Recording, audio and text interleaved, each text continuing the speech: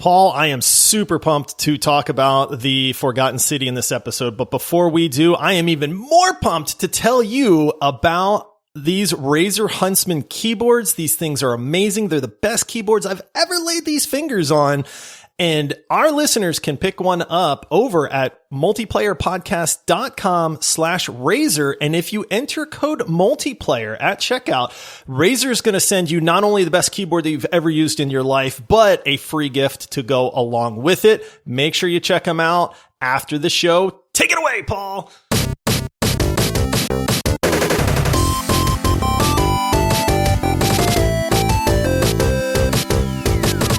Hello, squad mates. Welcome to the Multiplayer Gaming Podcast. We are so excited to have you guys here with us today. I am your host, Paul, and joining me, he better not be thinking of stealing or murdering anyone because we're in this together. I don't want to suffer for his sins. It's Josh. Paul, if you left this up to me, we're all gonna die. This is why they did not invite me to the Forgotten City. Oh my goodness. Yeah, so today is a very special deep dive episode. Josh and I are going to be talking about the Forgotten City. This is a game that just released a couple of weeks ago. Very unique, although it is a time loop game, and somehow we've ended up playing like 5 time loop games here this month. I don't know what's going on. I'm not upset by that. But if you are new to the show here, if you have not already, we'd like to ask you to please rate our podcast 5 stars and leave us a review in your podcasting app. You can also help financially support the show by subscribing in Apple Podcasts, or you can head over to multiplayersquad.com, which forwards to our Patreon page.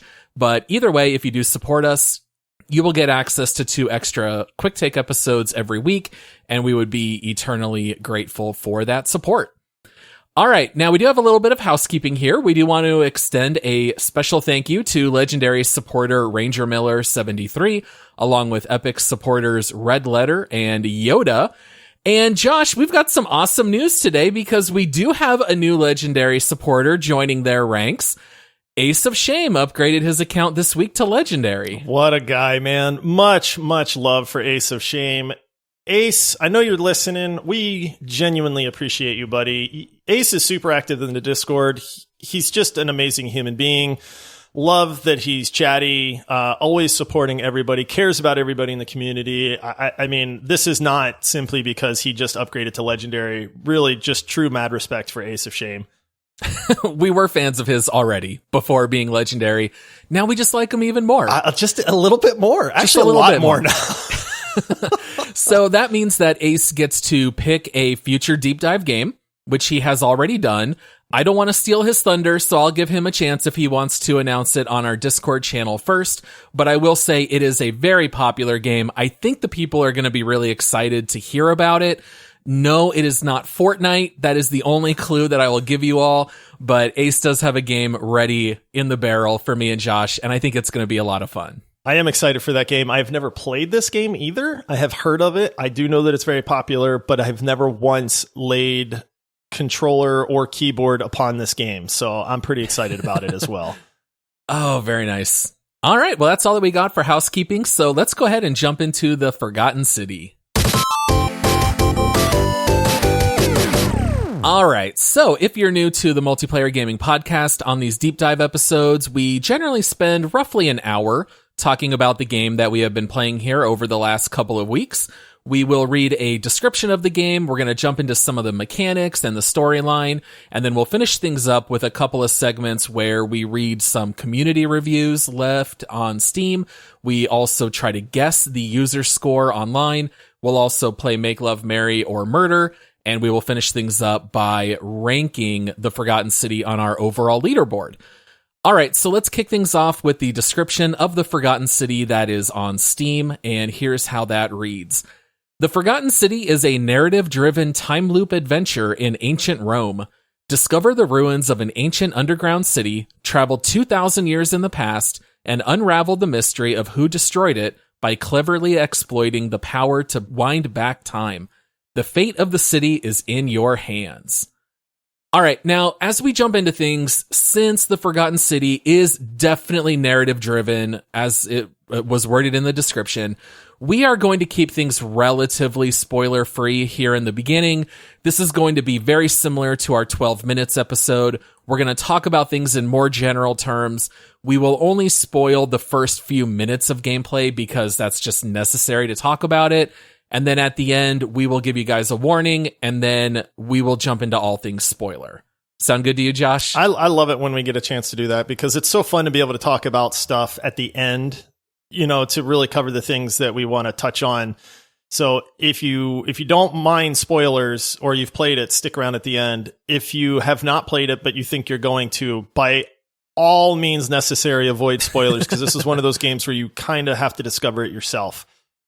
Yeah, when a game is labeled as a mystery adventure, you don't want spoilers because it's really just going to undercut the experience.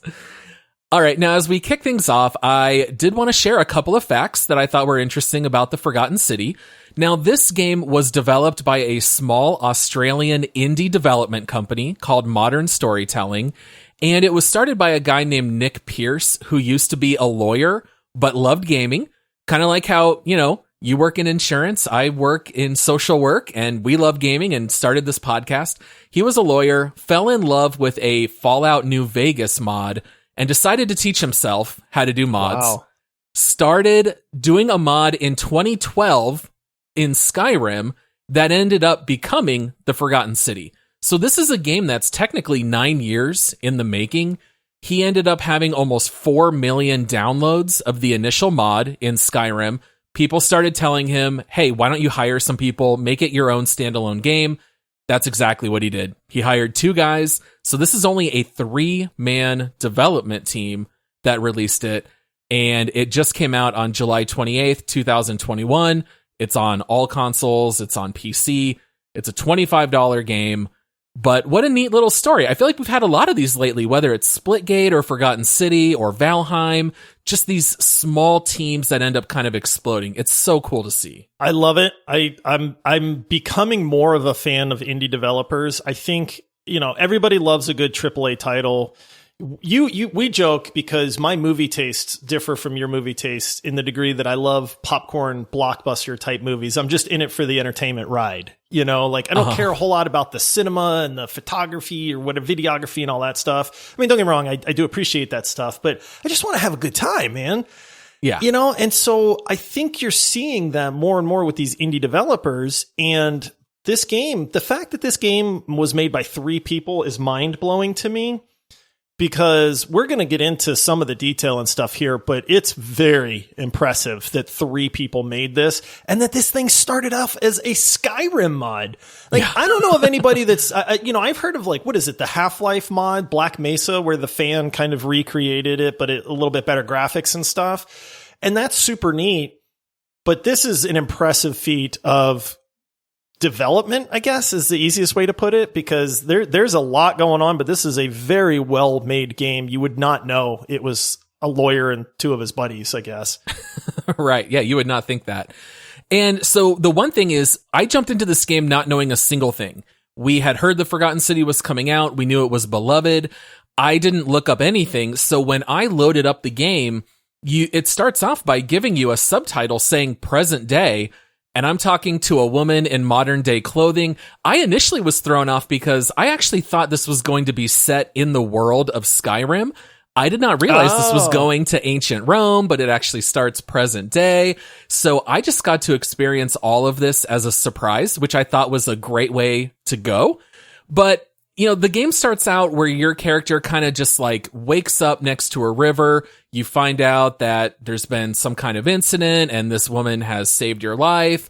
And basically, how does the game start off from here? Like, what's the goal? How does it start out? You don't know. Like, honestly, that's the beauty of it is, like you said, you just wake up on this riverbank and this lady's like, oh, you're awake. Like, I pulled you out of the river, and you have a chance to kind of just have a short conversation with her.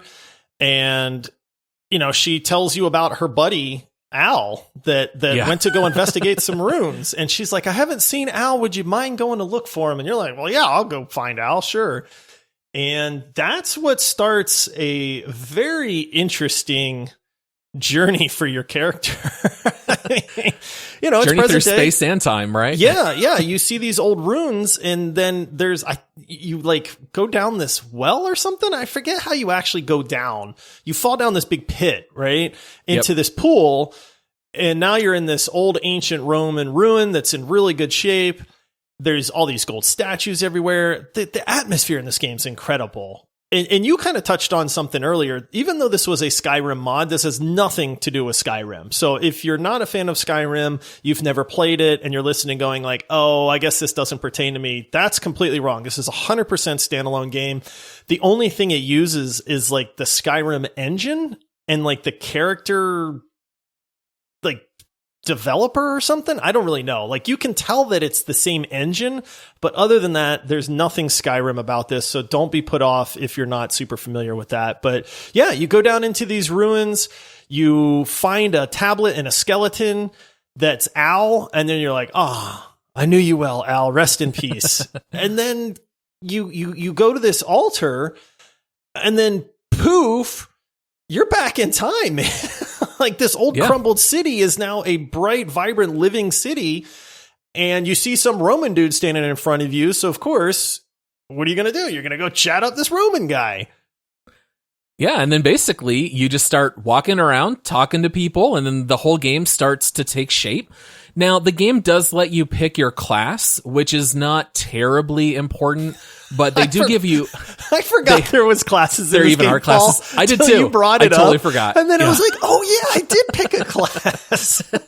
Yeah, when I started putting together like an outline for the flow of the show, I went back into the game because, you know, I beat it and I hadn't played it in a couple days, and I just wanted to get a refresher. And I totally forgot that you have a choice of classes and gender and skin tone.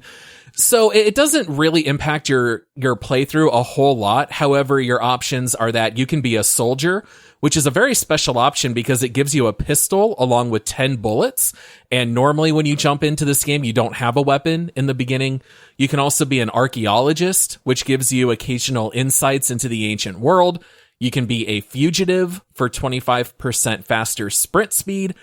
Or you can be an amnesiac, which I did not even know was a word. I guess it's just a person with amnesia, and it makes you 50% harder to take down. I don't know what that has to do with amnesia, but... Like, you forgot you're wounded?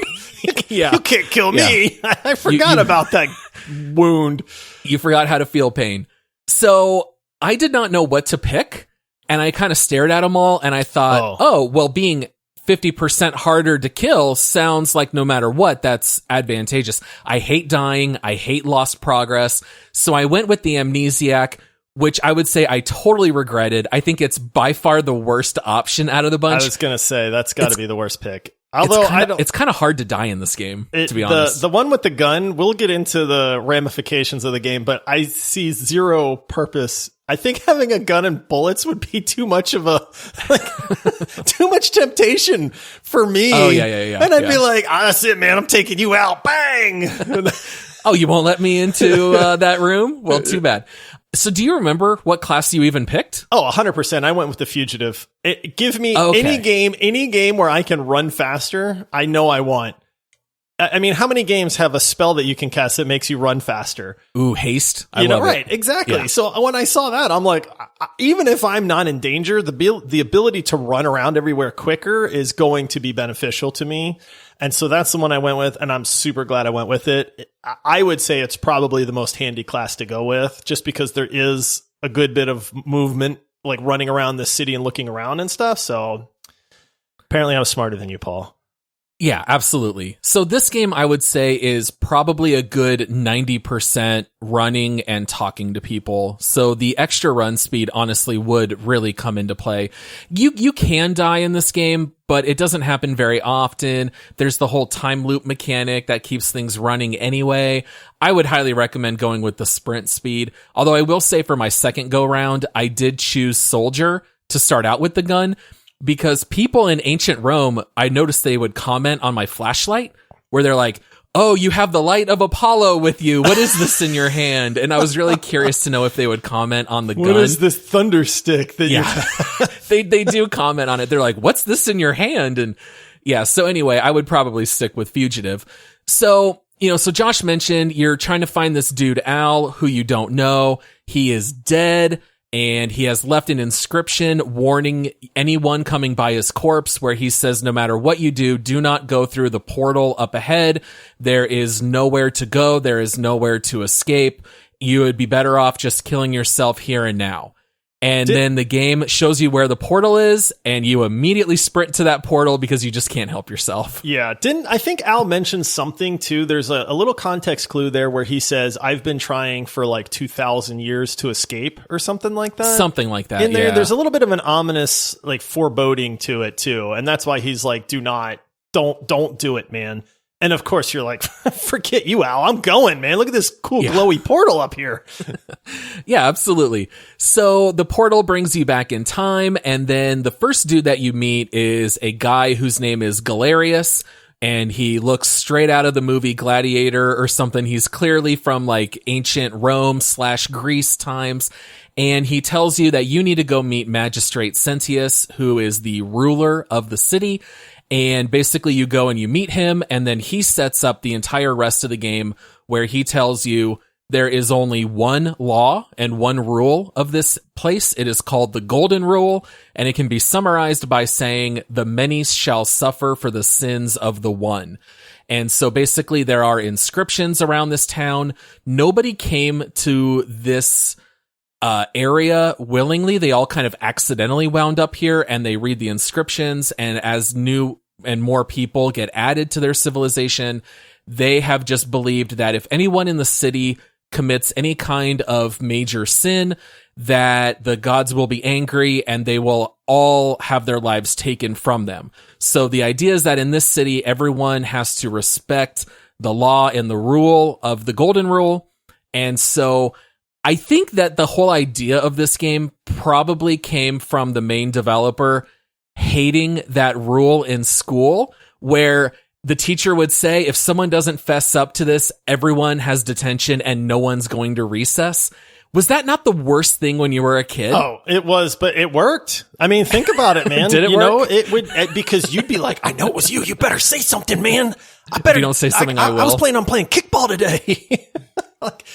I do love it. It adds a very neat kind of philosophical background question to the entire game, because that is the whole thing about this game is here's these people that have been brought from all over Greece or ancient Rome or whatever. And here they are. They didn't know each other. They have a wide background of, Roman legionnaires and peasants, and stuff like that. And they're put into this society.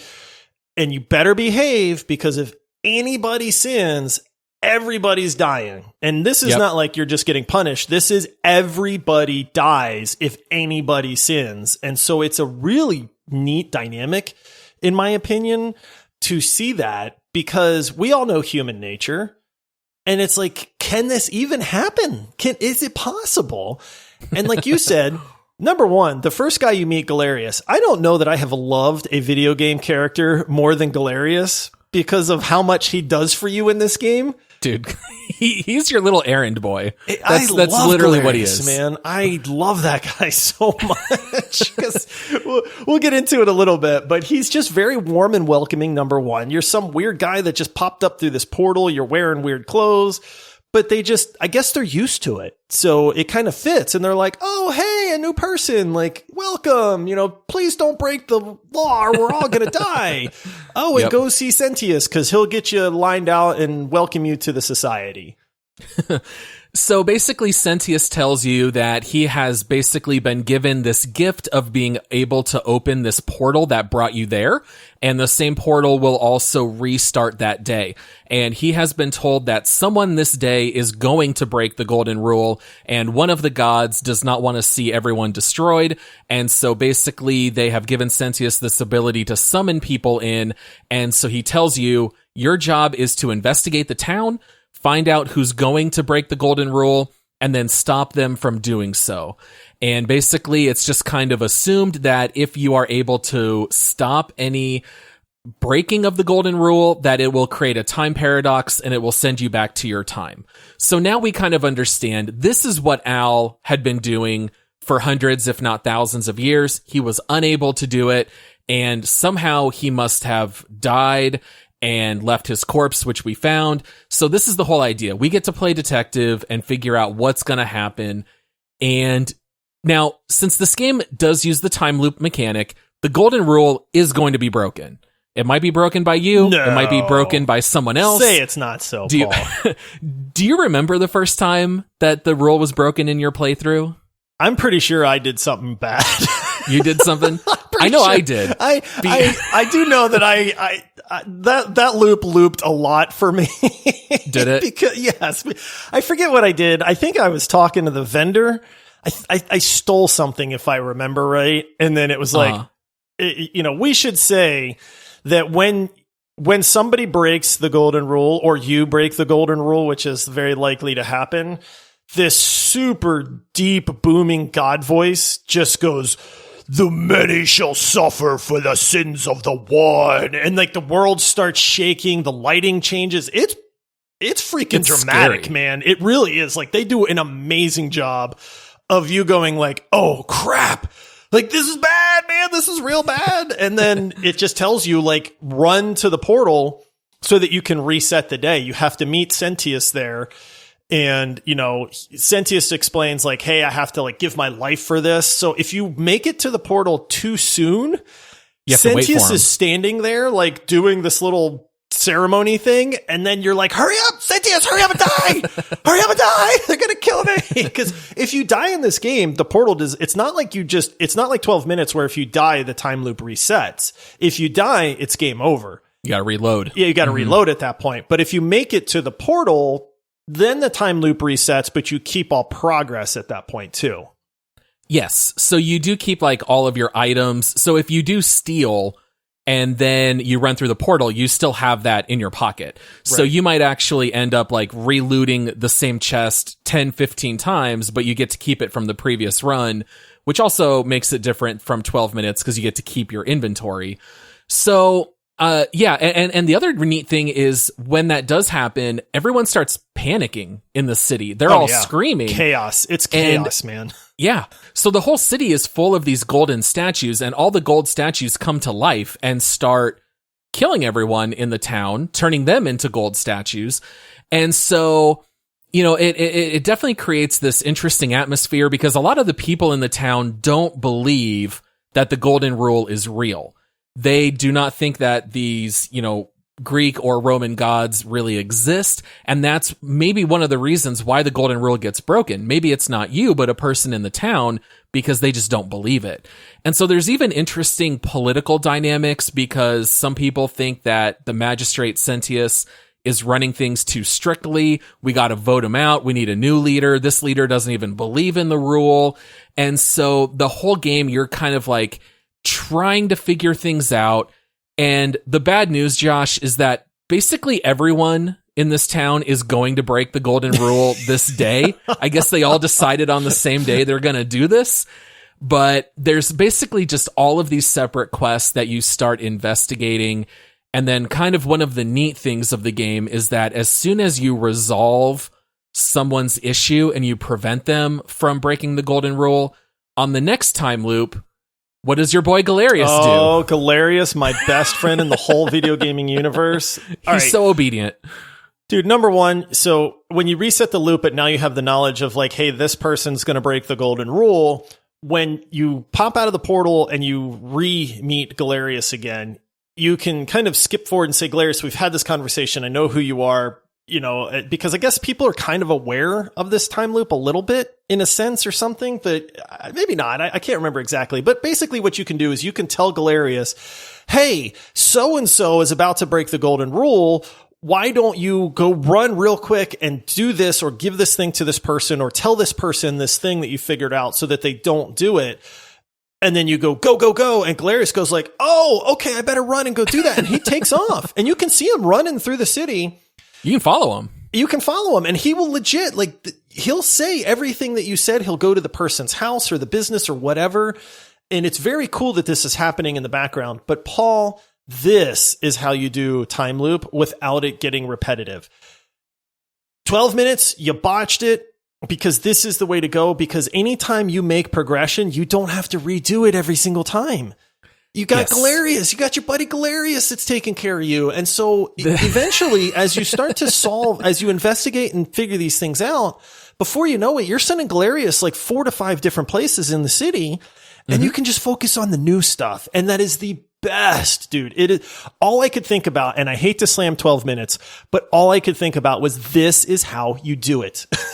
This would be the equivalent of if you had a butler in 12 minutes and you say, Butler, please go fill these mugs with tepid water from the sink, go put out the dessert, and then tell my wife that I'm ready. And you would just be able to skip it, right? Yes. So I don't know why Galerius is just so obedient, because all you got to do is say, hey, I'm from the future. We've already met. Hey, can you just tell this person this and give this person this, and then run and tell someone else about this other person? And he just goes, oh, sure, I'd be happy to. And then spends the next 8 minutes in real time actually doing it. So you can actually follow Galerius. You'll hear all the conversations. He'll tell someone, hey, you need to give this to that person. And then they're like, how do you know this? And Galerius is like, just do it. And then he runs off to the next one. But it does have like that built-in shortcut. Galerius does also give you a zip line, which, by the way, is the most worthless zip line ever. I don't know what the point of the zip line is. It's so really silly. Don't. Like, I don't know if it's a mechanic that they thought of and then that just didn't really ever come to fruition. I used the zip line the one time that you have to use it. And then since then it was like, I never use those. You can run almost as fast as you can zip line places. So, yeah. And the zip line's not like powered, so you can only go from a higher area to a lower. So it's not very often you need to use it, because the Forgotten City is not small, but it's definitely not large. Like in the beginning, the map is a little bit, what's the word I'm looking for? Intimidating. But after you play 1 or 2 time loops, you finally learn, okay, here's the market.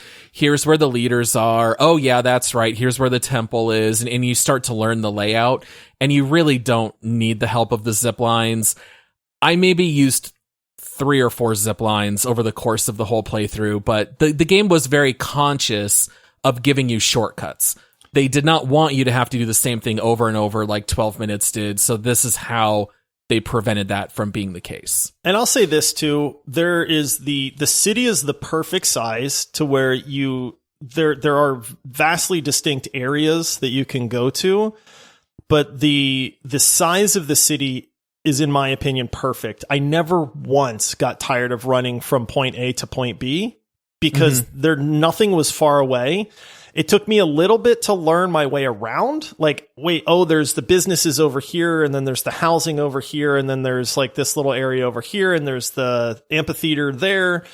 So there definitely was a little bit of learning the landmarks, but once you do, getting around is so easy in this game. Like that's another thing with the convenience of having Galerius be able to do some of the problems for you when you solve them, and then just being able to get everywhere you need to get to in the city in no time at all is 2 very good quality of life things that they did. Like they really knew what they were doing to make a time loop game not feel repetitive.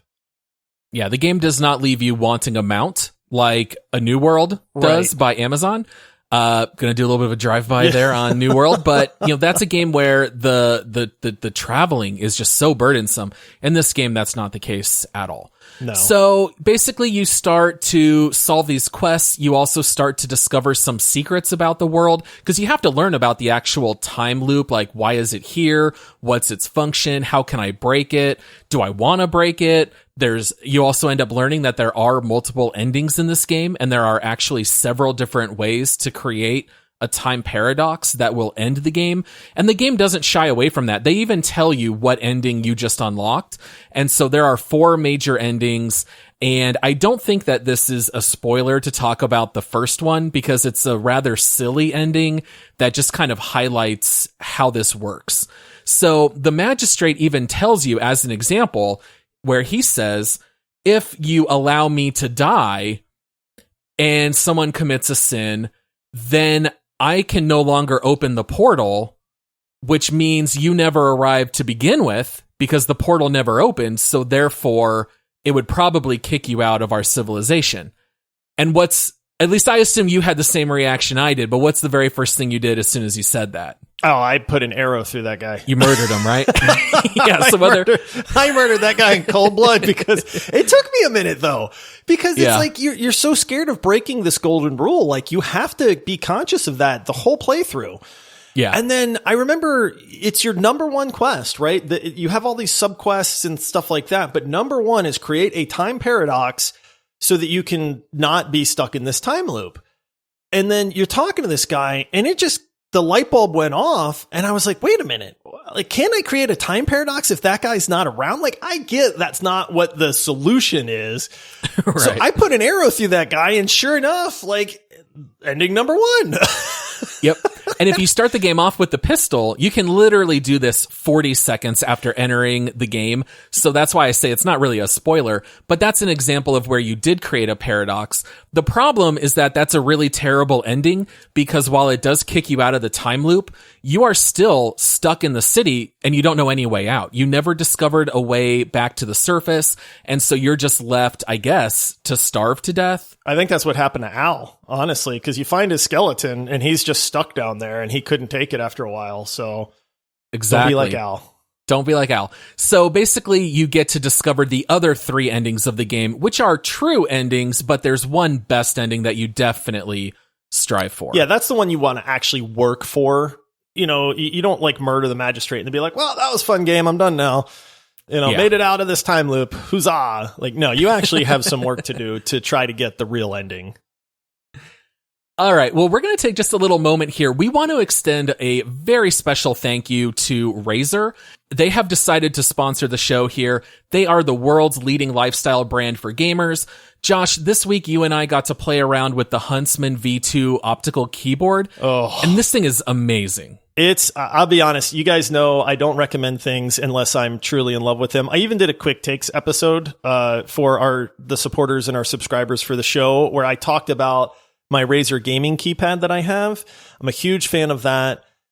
Razer sent us these Huntsman keyboards because they're super proud of them. They're this new optical key technology. So instead of like having to make physical contact and some of the issues that go along with that, these use like little mini lasers, man. This is like high tech fancy stuff where these little lasers are there. And when you press the key, it breaks the laser and it registers the keystroke. The technology in these things, it looks like an amazing keyboard, but what's underneath, like under the hood, you know, is absolutely bananas how cool this stuff is. I mean, we're super thankful, number one, that they gave us the chance to try these things out. And honestly, the fact that they're sponsoring the show is absolutely incredible. So huge shout out to Razer, but I have not had a better keyboard in my life, Paul. Yeah, they're very incredibly well made, and with the optical technology, the keys actually work faster, so it actually gives you a competitive edge. And so if you want a game with the same keyboard that Josh and I are using, and I can second what Josh said, it's by far the best keyboard I've ever used, you can actually head straight to the Razer website, or you can go to multiplayerpodcast.com/Razer, and that'll take you right there. Plop that Huntsman into your shopping cart, enter promo code multiplayer, and they'll actually send you a free gift along with the keyboard. So it's a great way you can support us, great way to support Razer. They are a company that is by gamers, for gamers. They just get it. So don't wait. Head on over to multiplayerpodcast.com/Razer and get your Huntsman keyboard today.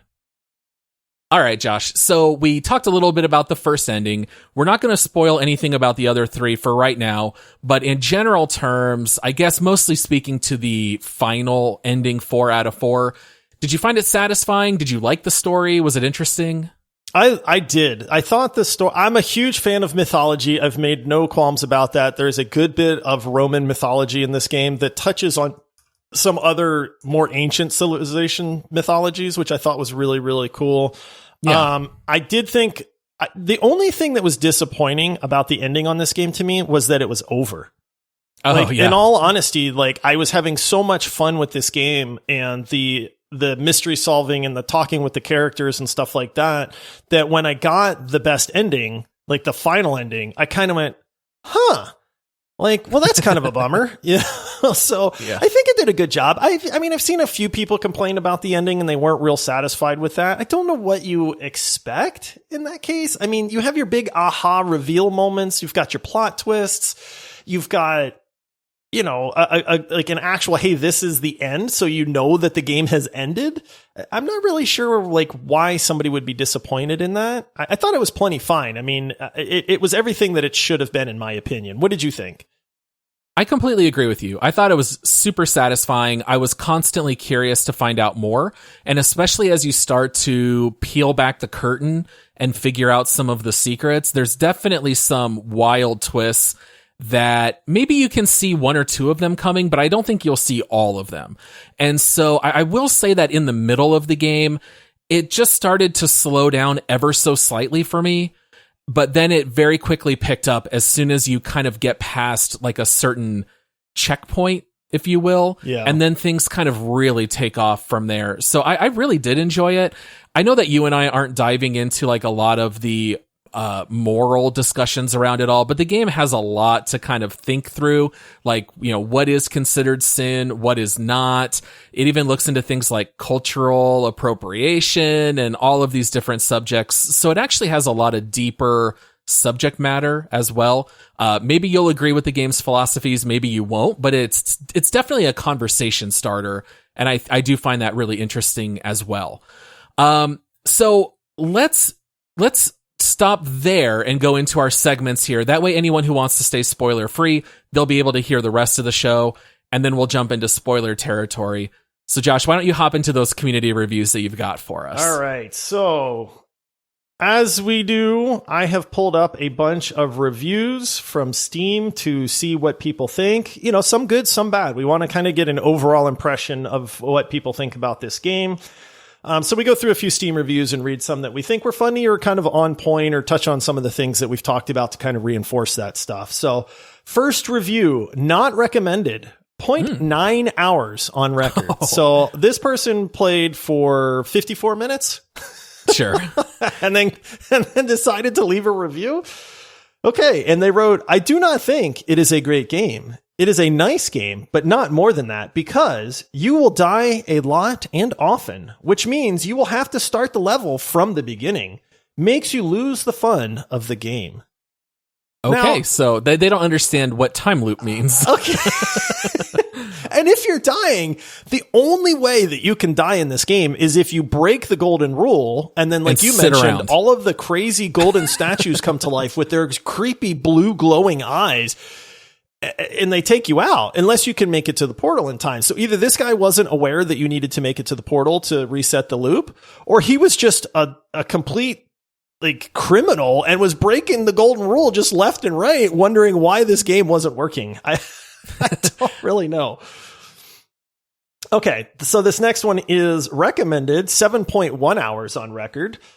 And they say, this game made me feel the way Outer Wilds made me feel, and that's the highest praise I can offer. Now, Paul, you shut your dirty mouth. All right? Because Outer Wilds is an amazing, amazing game. It's one of those games that sticks with you forever, Paul, forever. And so I had to pull this one just to troll you a little bit. Fair enough. But it definitely Outer belongs Wilds in that amazing. Definitely belongs in the same genre, being a time loop game. So it's it definitely praise. Seems like we're getting more. If you love Outer Wilds, honestly, you'll understand why that's such good praise to call this game similar to that. All right, this next one, recommended 8.6 hours on record. I feel like that's about the playtime that it would take to beat this game. It's not a very long game, but I feel like there's probably anywhere between 6 to 10 hours, maybe. Yeah, I'm right in there. I would guess 8 to 10. Yeah. I beat it over the course of 2 days. And I did kind of crack out on it. I played a lot more than I normally would. But yeah, you can definitely crank this one out in one weekend. All right, so this one's recommended, and it says better than 12 minutes. Oh. And boy, are they right. Shots fired. Sorry, that's 2 jabs for you, Paul. Sorry. All right, and then this last one is not recommended. 6.2 hours on record. I have to say, I highly disagree with the overwhelmingly positive reviews. There's nothing special about this game. It's basically a walking simulator. You go around talking to a lot of people over and over again. There are no puzzles you have to piece together. It's all just dialogue and running from one conversation to the other. There are 4 endings in the game, and the 4th ending is the Canon Ending, which is supposed to be the ending, the perfect one. But in my opinion, it wasn't all that. It was actually really corny. Hold off for a big sale or just watch a playthrough. You'll get the same experience. I kind of get what he's saying about the corny ending. There was one aspect about the ending that I wasn't crazy about. It's not how I would have written it, but I still thought that it was fine. There were a lot of aspects about the ending that were really neat. I think I know what he's referencing. There is a little bit of corniness at the very end, but I think it's fine. Everything else makes up for it. There's a smidge, honestly. And here's the thing. This guy kind of references that it's all dialogue. We didn't really touch on the characters and stuff in this game, but yes, a ton of this game is getting to know the society that you're in. I mean, there's probably 12 different characters in this society. 22, really? Okay. Mm-hmm. I mean, maybe I didn't interact with all of them equally. So, but every citizen that's in the city has a very unique personality. They're memorable. You have neat conversations with them. You know me, I'm antsy. I like fast-paced action stuff. I thought that the dialogue and figuring things out in this game was phenomenal. I did not once get bored with trying to investigate via talking to this person. Well, this person gives you a clue and says, hey, that person might know. So then you take that information over to this person and you talk to them, and then things blow up or they don't blow up, or you get another clue. And some of these people are just absolute jerks. And then you have saints like Galerius that just make your life so amazing the whole time, and so we didn't touch on that a whole lot, but the character interaction in the dialogue and what you glean through that, to me, was incredible. It was definitely a high part of the game, not like a chore or tedium at all. I think you and Galerius need to get a room. That's all I gotta say. Hey, you know what? If I told him, hey, Galerius, we need a room, you know what he'd do? He'd run out and he'd reserve 5 different rooms for me and say, take your pick of the best one. He would. So. Watch out, Brandy. You got some competition. I will say that the game is definitely dialogue focused. There is a very little bit of combat in the game. It's mostly 2 quests that are somewhat short where you do a lot of combat. Now, but the game is primarily dialogue. That is true. Maybe we need to talk about that during the spoilery part, but the one quest where it actually warns you, hey, this is a horror sequence. Yeah, you can skip all of the combat if you want. Don't skip that. That was crazy. That was an amazing part of the game, by the way. And I guess we can dive into that a little bit later in spoiler territory. But there's a couple parts of this game that border on scary or very creepy. And I thought that was an amazing thing to throw into the mix on this to really flesh everything out, so to speak. Even speaking to the creepiness, as soon as you enter the ruins, you hear voices. There's voices whispering that you hear where it's I will help you. Yeah. And things like that. And it's who's talking to me? Am I going crazy? Is this a Roman god? What's going on? Yeah, it is. So there's a lot of atmosphere in this game that doesn't communicate through us talking about it. But okay, Paul, so that's 4 reviews. There was a context clue in there. I joked around about this before we actually wrote down our scores and before we started recording, because you and I both know that this game is well received. And so that's probably going to give us a little bit of a clue as to what the actual part is. So, all right, on a Steam scale 0 to 100, Paul, what do you think the overall review score is? Well, I believe I guessed first last time. Plus, you're on a 4-episode win streak. You want me to guess first? Yeah. You get to go first. All right. I know that this game is well received. I personally think it's well received as well. So I went high. I went 95%. So I jotted down 95 as my initial guess. Oh my goodness. And since you read a review that mentioned overwhelmingly positive, which I believe means 95% or higher, I'll just have to say 96% as my guess. Dang it, Paul. Is overwhelmingly, is that the break point? 95%? I thought it was I'm pretty 94. Sure. Dang it. I was hoping you'd go under. It is 96% on the money. Yeah. On the money, Paul. My win streak I'm back, is baby. Broken. Way to go. I should have let you go first. You would have picked 95. I know the answer. I could have cheated. I definitely would have said 95 because that's what I wrote down. Well, wow. It's been a little while, Paul. Are you rusty? Do you need to shake the rust off for this next intro? Nah, I got it. Let's hit that music. Hey there, Lady Cynthia. I'm really glad I just bought life insurance because when I saw you, my heart stopped. All right, so this segment is called Make Love, Marry, or Murder.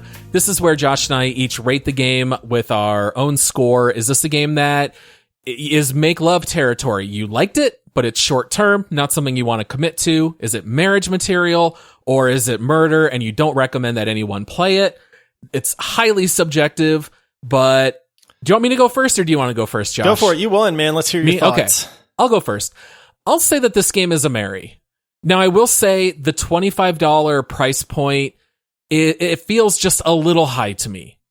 I feel like if this game was 20 or less, then it's an absolute home run out of the park, absolute marriage material kind of game. If you're on a very limited budget, since this game gives you such limited hours, you're not going to get more than 10 hours out of this. Absolutely. You're not going to. So if you're a big time gamer and you pick up a lot of games, this one is definitely a must play. If you're on a budget, I'd let it pass, but that does not speak to the quality of the game itself. The game is pretty amazing.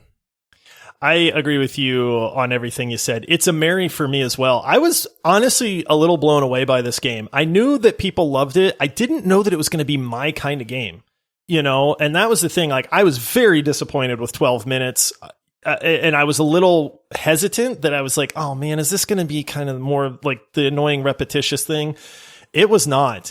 And this game is not like any other game that I have played recently. I would say I agree with the one review that said it left me feeling a little bit like Outer Wilds did, because there's just so much to enjoy with the game. Now, that said, even though Mary would imply long term, this game is fairly short. I mean, I'd say probably 8 hours is going to be the average. You might be able to beat it in 6. And for $25, 6 hours worth of enjoyment, it's like, that's close.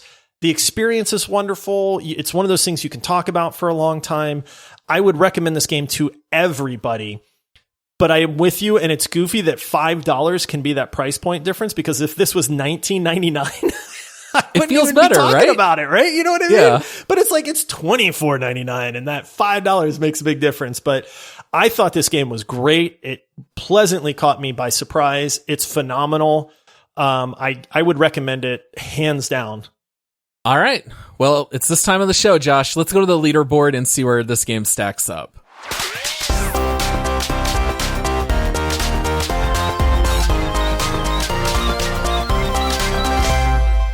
All right, so for the leaderboard, which, by the way, you can see on our website, multiplayerpodcast.com. It's right there on the main page. You just got to scroll down a little bit. But Josh and I, at the end of every deep dive, we have to come to a consensus. Where do we rank this game against every other game that we have deep divin up to this point? And we have covered a grand total. I got to pull it up here, but we have now done a deep dive on 56 games. Wow. We have things in here like Terraria at 12. We've got No Man's Sky at 22. We've got Knockout City at 34. Civilization 6 at 44. And Halo Reach at 53. Just to kind of give you an idea of what we got in here. So looking at Forgotten City, what you think, Josh? Are we looking at the 10s, 20s, 30s, 40s? What you thinking? This is a really good game. It's a unique game. It's memorable. It's different than most things out there. This is a phenomenal production that was made by 3 people. I have mad respect for that team and the game that they actually produced. I want to go high on this thing, man. There wasn't much to not enjoy about it. I mean, if the only complaint is that it was too short and it left me wanting more, that's a compliment. I mean, I'm looking at probably in the teens, I'm looking and it's like Terraria is so beloved. Risk of Rain 2 is awesome. I'm kind of in that area, man. That's pretty close to what I was thinking. I had it just a couple spots lower. I would definitely put it below Splitgate, which we have at 14. Splitgate, for the price point and the number of hours you get, if I had to choose Splitgate or just a couple dozen hours at most of multiple playthroughs of Forgotten City, I'd rather go Splitgate. So I was thinking it would be somewhere in the Destiny, Rainbow Six, Black Ops Cold War range, maybe even 1 or 2 lower than that, but I would have it somewhere in that 15 to 20 range is what I was thinking. I'm totally fine with that, to be honest. So let's maybe just think through a couple of these. Would you rather the experience of Forgotten City or the experience of Resident Evil Village? Because I think that's the tough one. Ooh, man, that's tough. Village is a more complete game, but Village was also $60. Right. You So know how do what you I rank mean? them? So, It's tough. oh, This is the fun of the leaderboard. I really liked Resident Evil Village. I mean, you and I were both huge fans of that game. I don't like you for this, Paul. Like Forgotten City's so good, but it's so short. Yeah. And Resident Evil Village is so good, and it's long, but it's $60. With a $60 budget, would you buy Village or Forgotten City plus a bunch of other cheaper games? I would personally, I would buy Forgotten City plus a bunch of other cheaper games, to be honest with you. So I would say put it above Village. What about Black Ops Cold War and Rainbow Six Siege and Destiny 2?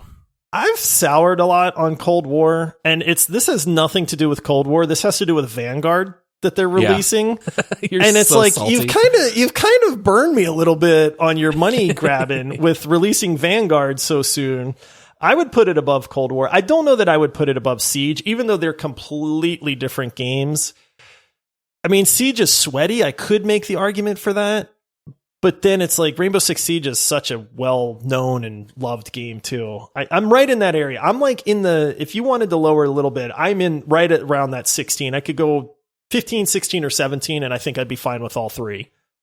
Let's go 17. We'll put it below Rainbow Six Siege, but above Black Ops Cold War. Does that work for you? Yeah, I think that's its home. Awesome. We'll plug it in. Makes perfect sense to me. And so, now we're about 52 minutes or so into the episode. This is now the point that you want to turn it off. If you have not yet played this game, or if you plan to play the game, turn it off here. I'll give you a couple more seconds as you fumble to grab your phone while you're in your car driving to work. But this is the point of no return. We're going into spoiler territory. All right. So I kind of just thought, are there any quests? Are there any twists? Anything here that you wanted to talk about? I'm going to assume that at this point, most people sticking around already know the story. So most of the spoilers I wanted to talk about are more of just funnier moments, if that makes sense. Yeah. Yeah. I mean, for people that maybe are I want to know the twists in this game, but I'm never going to play it. We could get into, if we're just going to spoil it, right? Let's whatever you want to talk about. Everybody's dead. Right. That's kind of the big twist dead. Is that you're all dead. You're all in you basically have been taken to, hell, so to speak, but not really. You're in purgatory. Some of the cool reveals are that the lady that was on the river, her name's Karen. She even says hey, my name's kind of, I think it's making fun of the whole, she's a Karen thing. Memes. Yeah. But really, she is Charon of the River Styx, the ferryman that transports souls to the land of the dead. You are in the land of the dead. The golden rule is 100% real. It was created by a god, to test humanity and stuff like that. There's a lot of backstory and some nuance that goes along there.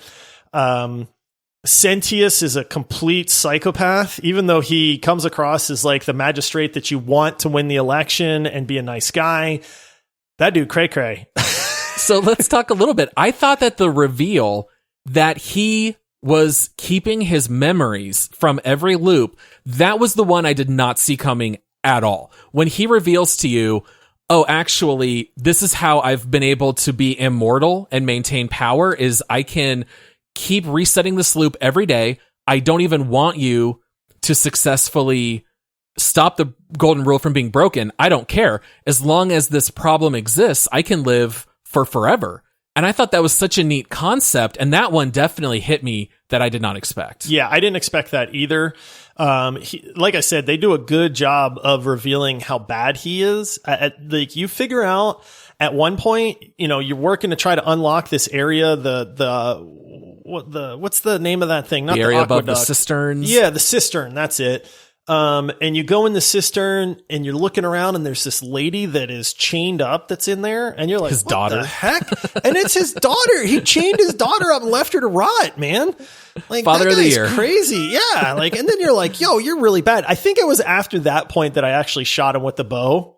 Oh, yeah, it was a little bit later in the game for me. But yeah, so you figure out that he's super bad. Some of the spoiler stuff, we got to touch on the castle part, right? So there's this part of the game, and we mentioned it earlier, that you have to go into this castle. Now you can skip this, but don't skip this part. But as you go in, I guess it's a palace, not a castle, since it's Roman times, but the game will pause for a second and a menu comes up that says, hey, this next sequence is scary and maybe disturbing. Are you sure you want to continue? And you say yes. And then this is where a good portion of the combat of the game comes from. There's these golden statues that are moving around. They're not the ones that the god summons. They're these weird, almost like zombie things. And you have a golden bow that you get. So you actually get Athena's bow.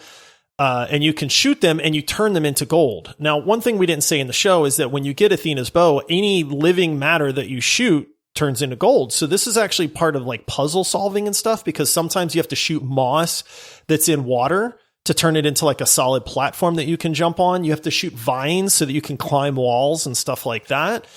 But you discover that this lady is hearing these golden statues talking to her, which you're hearing throughout the game too. That's that creepy whispering that you mentioned. Mm-hmm. And this lady realizes that there's people inside these golden statues. Like they've been turned to gold, but they're still in there. And so she tries to like separate the gold from them, to like peel back the gold. But in doing that, she completely mutilates these people, and there's blood everywhere and there's guts and it's just gross. And then there's like these torture rooms where you can tell she's been doing all these experiments. And then you're like, yo, this is nasty. Like, what have you been doing? Well, and it's driven from a good place. Like she can hear the voices. And so she thinks, well, if I peel off this gold, maybe we can release them.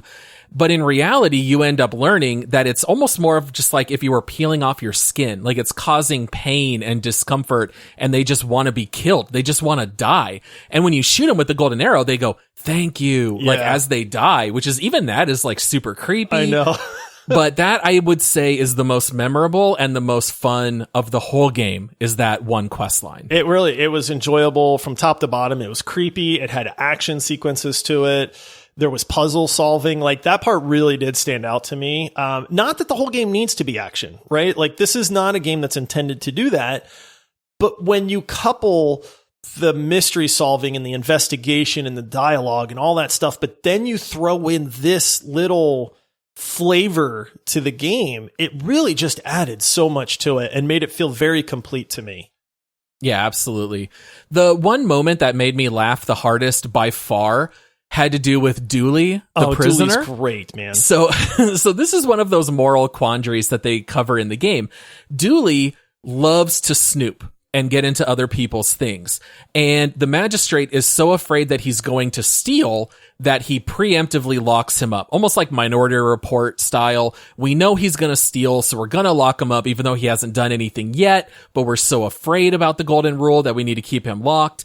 And so Galerius says, well, if I get elected as the new leader, I'm letting Dooley out. He's done nothing wrong. And you have to do so much to get Galerius voted in as magistrate. And his very first order of business is to release Dooley. Free Dooley! Yes! I was so excited! Were you not so excited? Of course I was. And I kid you not, it's about 14 seconds later. I laughed so hard. The many will suffer for the sins of the one. He's already stolen. He's been free for 12 seconds. Did you not watch him when he gets free? No, I ran away. Paul, I watched him. You let him out. This is, like you said, this is a long quest, right? This is not something that happens easily. And it's one of the final pieces of the puzzle because Dooley has this tablet that you gotta get, and it's in his cell. And so it's one of the last parts of the game. So they let you get Galerius elected magistrate. You're so happy. You're like, Dooley's going to be free. Yes. Best leader. I'm watching and Dooley walks out of his cell and he's this kind of old, forgetful. He's got a little bit of like, amnesia or whatever. And he just starts walking around. He walks right out of the building that he's in. And there's this little cart directly across the street from his building. And he walks over to it and he picks up this shiny thing, which is theft. And all of it goes to pot, man, because it's like the many shall suffer for the sins of the one. And then you're like, no, Dooley, no. So then you got to run. You reset it. So then I was like, well, obviously I did something wrong. So how do I keep Dooley from stealing? I body blocked Dooley, Paul. No lie, for a solid 5 minutes to see if maybe he wouldn't go steal something. And it did not matter. He was going to, the second I left, Dooley stole that thing off that cart again. And I was just like, oh my goodness, that is the funniest thing in the world, because there's nothing you can do to stop Dooley from just yoinking this, this pot or whatever it is. I don't like some chalice or something. Oh, it's so funny because, yeah, you think that maybe electing Galerius is going to lead into the ending because you think he's such a good man. We know Sentius is bad, but no, things actually get worse with Galerius as the leader. So he's a great errand runner, terrible magistrate. Yeah, no. He's not very good at politics, that's for sure. The vendor was one. Did you, you had the shady vendor that tries to trap you in the building when you get the golden bow? Oh, yes. You know who I'm talking about? The guy that wouldn't sell you the antidote to go save the other person's life. Exactly, yeah. So at one point you can steal, like not steal, but you basically like talk him into the scheme where he gives you like 10,000 denarii. And then you like basically tell him like, haha, like you gave me this money and I gave you no information. And he's like, well, you told me something I already knew. And you're like, well, that's not my problem. It doesn't break the golden rule. And now you have 10,000 denarii in this game, which is a ton of money. And he gets so mad at you, but he can't do anything because it didn't break the golden rule. Like you gave him an answer, even though you kind of swindled him. And then the last thing I'll bring up is the vendor, the lady, the one that's selling a way to get out. Okay, do you remember that one?